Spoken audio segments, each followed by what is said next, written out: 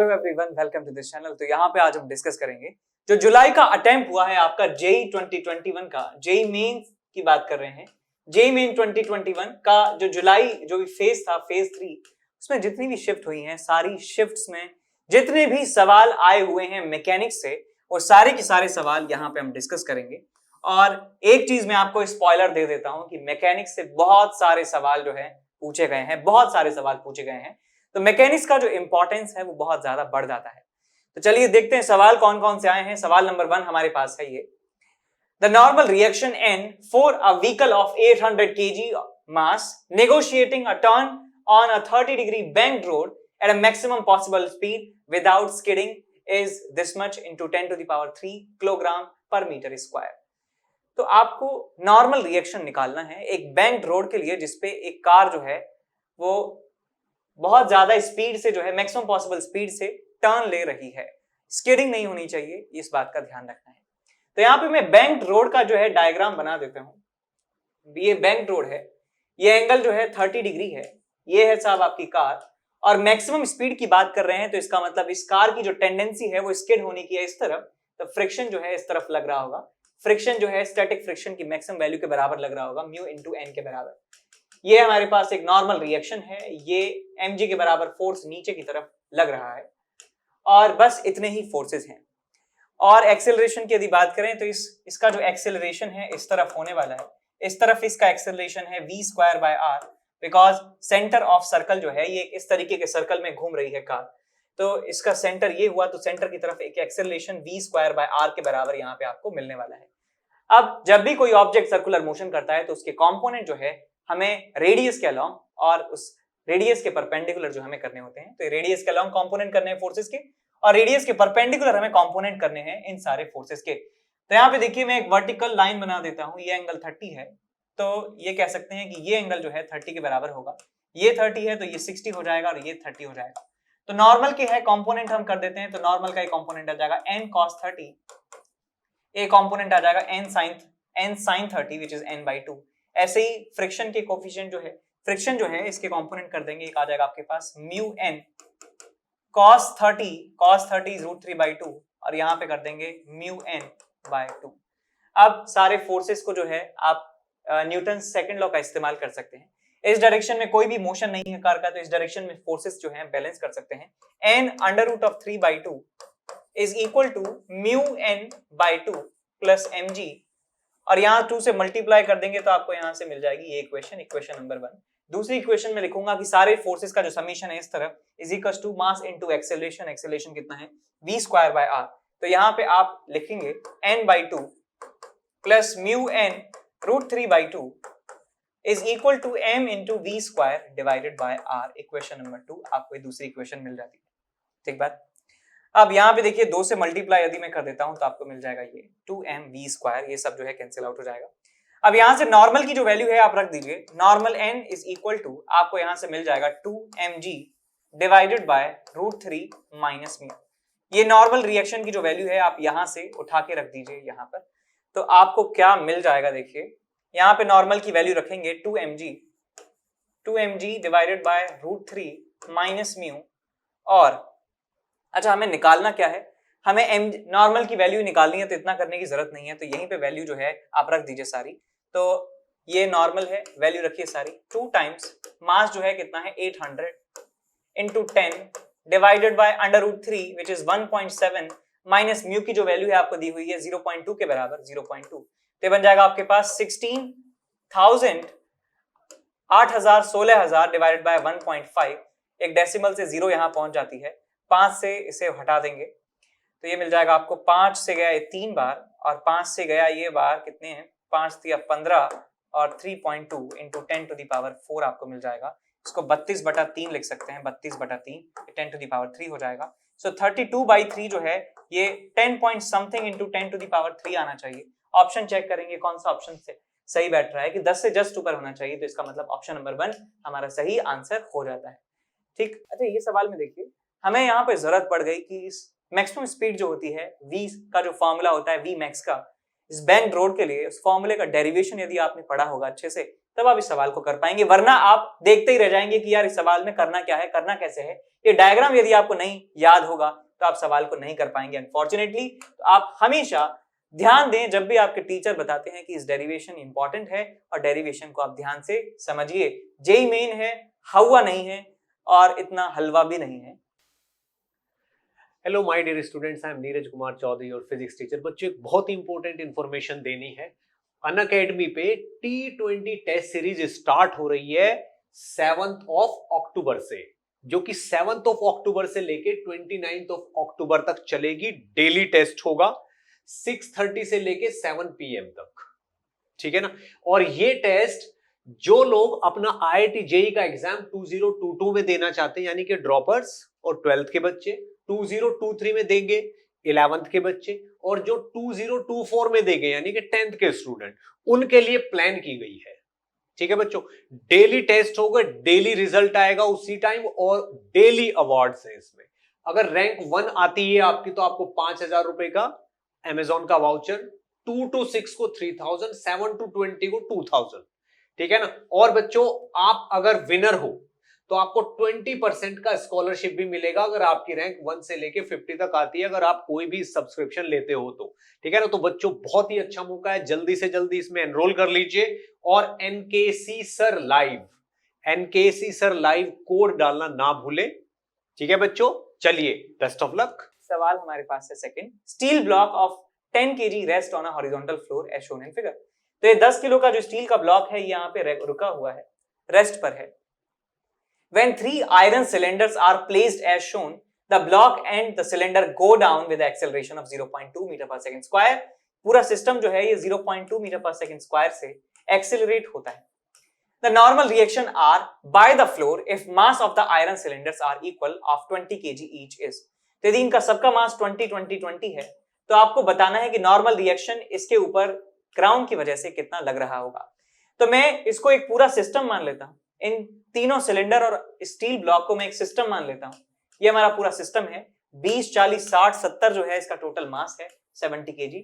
एक total gravitational force इस पूरे सिस्टम का लग रहा होगा 700 न्यूटन के बराबर, और नॉर्मल रिएक्शन ग्राउंड की वजह से नीचे वाले ब्लॉक पर लग रहा होगा। कह सकते हैं पूरे सिस्टम पर फोर्स लग रहा है नीचे से ऊपर की तरफ। पूरा सिस्टम का एक्सेलरेशन जो है वो कितना है, 0.2 मीटर पर सेकंड स्क्वायर। तो हम कह सकते हैं कि पूरा सिस्टम एक ही एक्सेलरेशन से मूव कर रहा है, सारे कंपोनेंट एक ही एक्सेलरेशन से मूव कर रहे हैं, तो इसलिए मैं इसे पूरा सिस्टम मान सकता हूं। यहां पे पूरे सिस्टम के लिए न्यूटन सेकंड लॉ का इस्तेमाल करूंगा, तो आपको मिलेगा 700 minus n is equal to mass into acceleration is 0.2।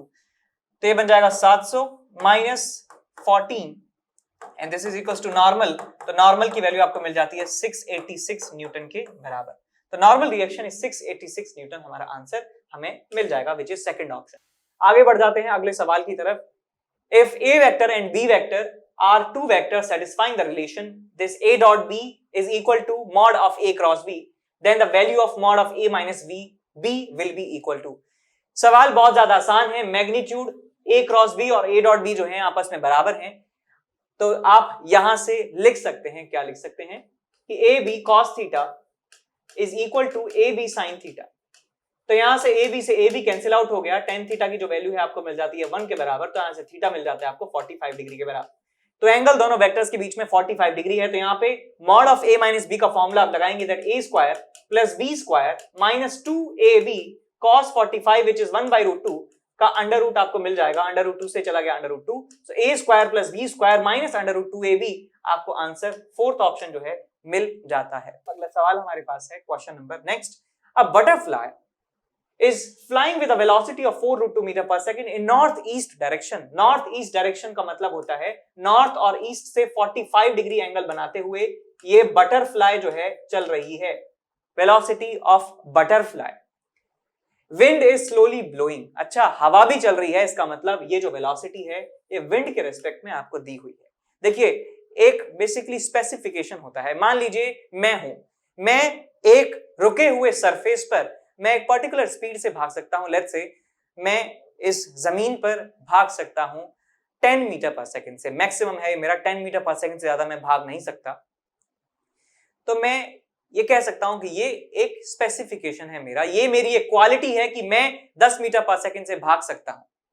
लेकिन ऑब्जर्वर जो है अलग अलग हो सकते हैं। हो सकता है कि यदि मुझे चलती ट्रेन पर चला दिया जाए, ट्रेन 100 मीटर पर सेकंड से 50 मीटर पर सेकंड से भाग रही है और मैं ट्रेन के अंदर ट्रेन की दिशा में भाग रहा हूं 10 मीटर पर सेकंड से, तो ग्राउंड पे कोई ऑब्जर्वर बैठा होगा, उसको 60 मीटर पर सेकंड मेरी स्पीड दिखने वाली है।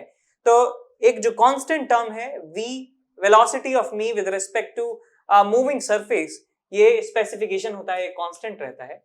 तो आप हमेशा पहचानना यहाँ पे शुरू कीजिए, पहचानिए इसको कि वेलोसिटी जो है ये कौन सी है। ये विंड के रेस्पेक्ट की वेलोसिटी है। इसका स्पेसिफिकेशन है कि बटरफ्लाई ये इतनी स्पीड से ही उड़ सकती है यदि कोई भी हवा नहीं चले तो बिना हवा के चल सकती है 4√2 मीटर पर सेकंड से। अब हवा चलने लगती है 1 मीटर पर सेकंड नॉर्थ से साउथ डायरेक्शन में। This is velocity of wind. तो आपको बताना है कि रिजल्टेंट डिस्प्लेसमेंट 3 सेकंड के बाद कितना होगा।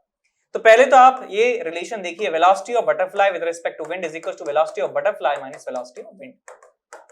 तो यहां से ग्राउंड के रिस्पेक्ट में आपको यदि वेलोसिटी देखनी है बटरफ्लाई की, so VB vector is equal to VBW plus VW.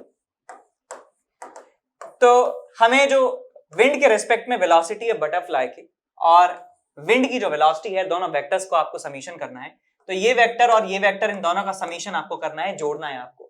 तो आप यहाँ पे क्या कर सकते हैं, आप चाहें तो इनका रिजल्टेंट निकाल सकते हैं। दूसरा तरीका ये है, इसका कंपोनेंट करिए कितना आएगा 4, ये कंपोनेंट करिए कितना आएगा 4 है और ये कितना है 1।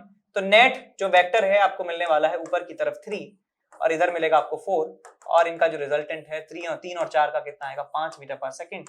सो नेट जो वेलोसिटी है इस डायरेक्शन में आने वाली है एंगल 37 डिग्री बनाते हुए 5 मीटर पर सेकंड। तो डिस्प्लेसमेंट 3 सेकंड के बाद यदि पूछा जाए तो कांस्टेंट स्पीड 5 मीटर पर सेकंड से ग्राउंड के रेस्पेक्ट में बटरफ्लाई चल रही है, तो 3 सेकंड में कितना चली जाएगी, 5 × 3 15 मीटर के बराबर। तो फोर्थ ऑप्शन जो है उसे आप टिक कर सकते हैं। अगले सवाल की तरफ बढ़ जाते हैं। जेईई मेन 20 जुलाई मॉर्निंग शिफ्ट में पूछा गया है। सवाल जो है देखने में ऐसा लग रहा है कि क्या पूछ लिया, लेकिन पढ़ लेते हैं एक बार कि इतना दम है या नहीं इसमें। In a spring gun having spring constant 100, small ball B of mass 100 ग्राम, ये बॉल का मास 100 ग्राम है, 0.1 kg है, is put in a barrel, एक बैरल में रख दिया जाता है as shown in figure, by compressing the spring through 0.05 metre. समझ गए यार, एक पूरा मैकेनिज्म है जो टॉय गन आती है, उस टॉय गन जैसा कि आगे से गोली भर दी जाती है, आगे से गोली भर दी जाती है और एक स्प्रिंग के अगेंस्ट उसको प्रेस कर दिया जाता है। तो ये स्प्रिंग को प्रेस कर दिया जाता है, जैसे ही एक बटन को हम खींचते हैं स्प्रिंग जो है वो वापस नेचुरल स्टेज में चली जाती है और ये बॉल स्प्रिंग के साथ फिक जाती है बाहर की तरफ। ठीक है, आपने नर्व गन यदि चलाई है तो नर्व गन में सेम मैकेनिज्म होता है ना, तो ये नर्व गन का मैकेनिज्म है। There should be a box placed at distance d on the ground so that the ball falls in it. यहाँ पे एक डब्बा जो है हमें लगाना है, जिस डब्बे में बॉल जो है आके गिर जाए। If the ball leaves the gun horizontally at a height of 2 metre above the ground, यदि ये हाइट 2 मीटर है और ये हॉरिजॉन्टली जो है आके गिरती है, यहां से निकलती है हॉरिजॉन्टली, इस डायरेक्शन में इसका वेलोसिटी है इस समय पर, तो बताइए d की वैल्यू कितनी होने वाली है, यानी कि ये डिस्टेंस कितना होगा, कितनी डिस्टेंस पर हम इसको रख सकते हैं। तो स्प्रिंग को मैंने कंप्रेस किया है इतना, तो मैं बता सकता हूं कि स्प्रिंग जब नेचुरल लेंथ में आएगी तो कितना स्पीड इस बॉल का हो जाएगा। तो हाफ kx² जो है, मैंने स्प्रिंग की एनर्जी को कम कर दिया है और वो एनर्जी किस में कन्वर्ट हो चुकी है, हाफ mv² में। तो यहां से सॉल्व करके आप बता सकते हैं कि स्पीड कितनी होने वाली है, kx² डिवाइडेड बाय m का अंडर रूट, ये स्पीड आपको मिल जाएगी। अब इस स्पीड से कोई बंदा यहाँ पे आके गिरेगा तो मुझे बताना है कि ये जो डिस्टेंस है कितना हो जाएगा। तो बेसिकली हॉरिजॉन्टल प्रोजेक्शन की रेंज हो गई है, तो रेंज जो है d की वैल्यू जो है हमें निकालनी है u which is v into under root of 2h/g। Solve कर लेंगे इसे, अंदर v² को ले जाएंगे तो आपको मिल जाएगा under root of 2h divided by g into kx² divided by m। ये सारी वैल्यू जो है आप यहाँ पे पुट कर दीजिए, आपको मिल जाने वाली है d की वैल्यू।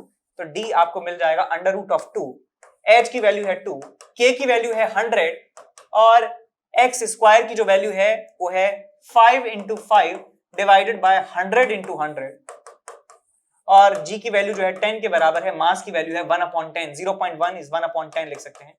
अब इसे सॉल्व करिए, 100 से गया 100, 10 से गया 10, 5, 25 और 4 100 से 100 चला गया, आपको मिलता है यहाँ पे 1।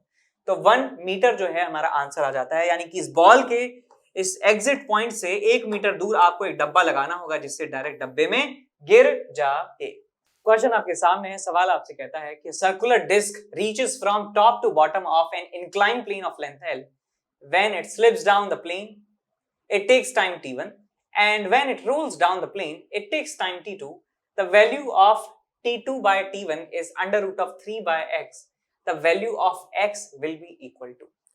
तो आप देखिए बेटा, इंक्लाइन प्लेन से एक डिस्क जो है वो फिसल रही है, डिस्क जो है फिसल रही है, डिस्क फिसल रही है, यानी कि v की जो वैल्यू है वो r ओमेगा के बराबर नहीं है। तो टाइम जो है उसको l लेंथ के इंक्लाइन प्लेन को पार करने में लगता है t1 के बराबर। ये l लेंथ का इंक्लाइन प्लेन पार करने में उसको जो टाइम लगता है वो t1 के बराबर लगता है।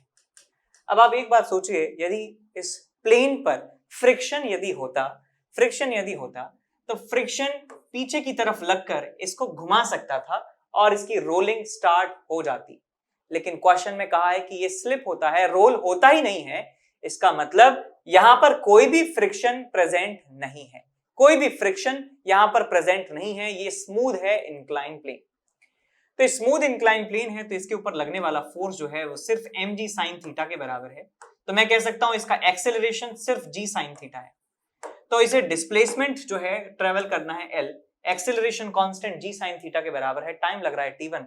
तो यहाँ पे मैं फॉर्मूला लगा सकता हूं l is equal to half into g sin theta into t1 square. तो यहां से t1 की जो वैल्यू आपको मिल जाती है 2l upon g sin theta के बराबर का अंडर रूट, ये t1 मिल जाता है। अब कहते हैं कि जब ये स्लिप होती है ऊपर से नीचे आने में तो टाइम इसको लगता है t2 के बराबर। जब ये रोल करती है, जब ये रोल करती हुई ऊपर से नीचे आती है तो इसको टाइम लगता है t2। रोल करने का मतलब है कि हर समय इसकी जो इंस्टेंटेनियस स्पीड है सेंटर की vcom वो हमेशा r ओमेगा के बराबर है, v और r ओमेगा आपस में बराबर है। तो जब कोई ऑब्जेक्ट रोल करता है, जब कोई ऑब्जेक्ट रोल करता है इंक्लाइन प्लेन पे, एंगल ऑफ इंक्लिनेशन थीटा है, तो एक्सेलरेशन इस वाले केस में आता है हमारे पास a is equal to g sin theta divided by 1 plus I upon M R square. 1 plus I upon M R square ये फॉर्मूला होता है एक्सेलरेशन का जब इंक्लाइन प्लेन से कोई रिजिड बॉडी रोल करते हुए नीचे आती है। तो ये हो गया भैया g sin theta divided by 1 plus disc का moment of inertia M R square by 2, और ये है हमारे पास एम आर स्क्वायर से एम आर स्क्वायर गया तो बन जाएगा आपके पास 2/3 g sin थीटा। तो ये एक्सेलरेशन हमें मिल चुका है इसका। तो एक्सेलरेशन ये है, तो मैं फॉर्मूला लगा सकता हूं कि displacement L is equals to half into 2/3 g sin theta into t2 square. तो यहां से आपको t2 की जो वैल्यू है वो मिल जाती है, कितनी मिल जाएगी आपको 3L/4 g sin थीटा का अंडर रूट। तो हमसे रेशियो पूछा गया है कि t1, t2 और t1 का जो रेशियो है वो अंडर रूट 3/x है।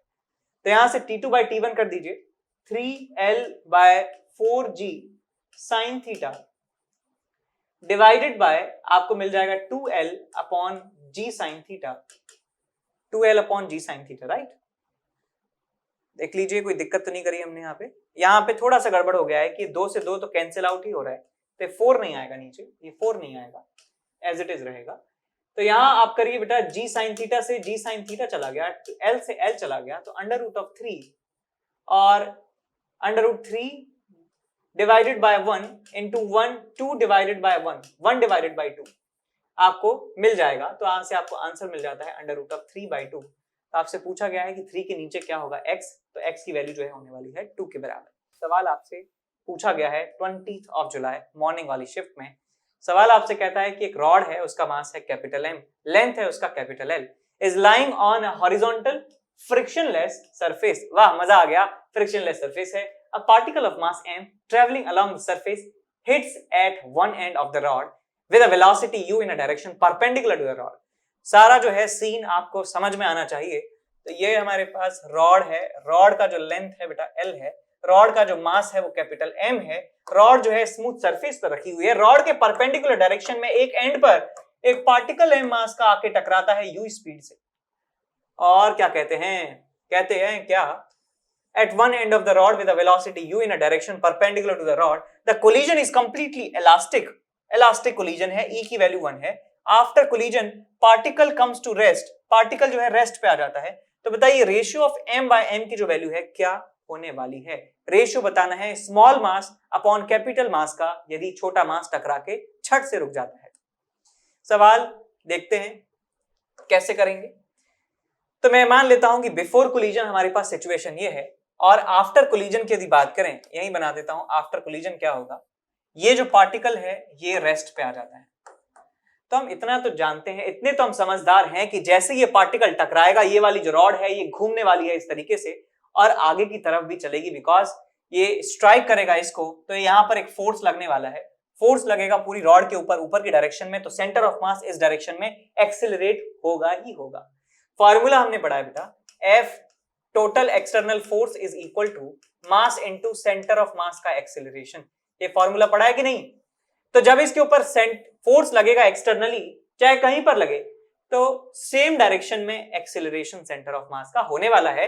तो इंपैक्ट की वजह से इस वाली रॉड पर फोर्स अपवर्ड डायरेक्शन में है, तो इस रॉड का सेंटर ऑफ मास इस डायरेक्शन में एक्सेलरेट होगा ही होगा, और इस थोड़े से अमाउंट इंपल्सिव टॉर्क की वजह से ये रोटेट भी होने वाला है।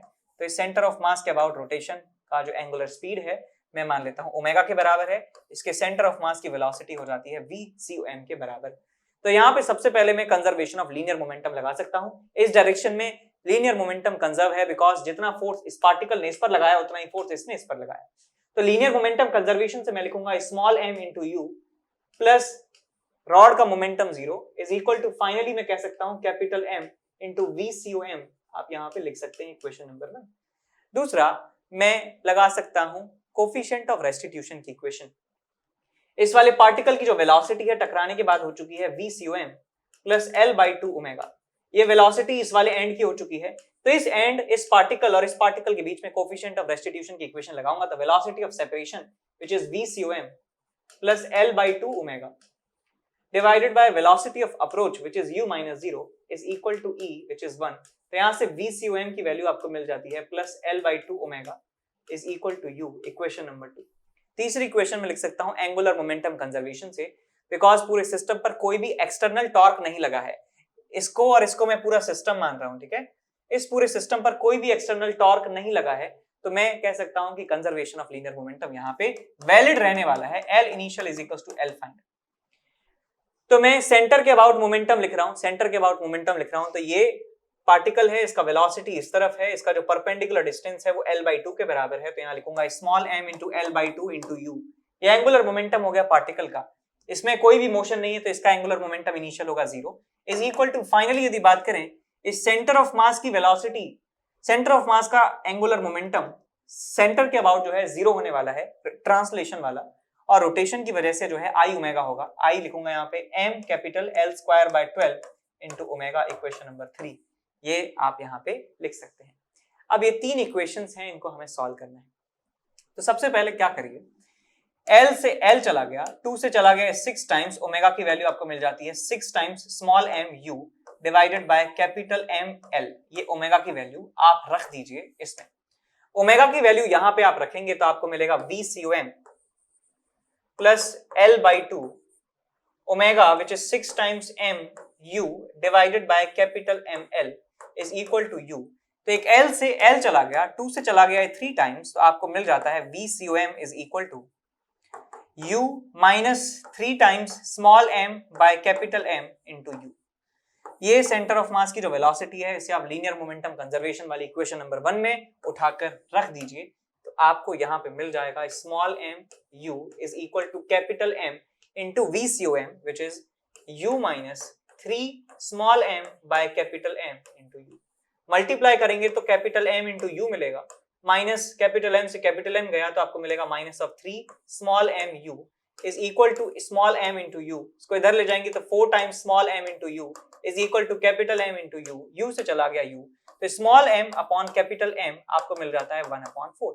तो पूछा क्या है, स्मॉल बाय कैपिटल है, कैपिटल बाय स्मॉल है, स्मॉल बाय कैपिटल है विच इज 1/4, तो x की वैल्यू आपको मिल जाती है 4 के बराबर। आंसर हमारा कितना आ जाएगा, 4 के बराबर।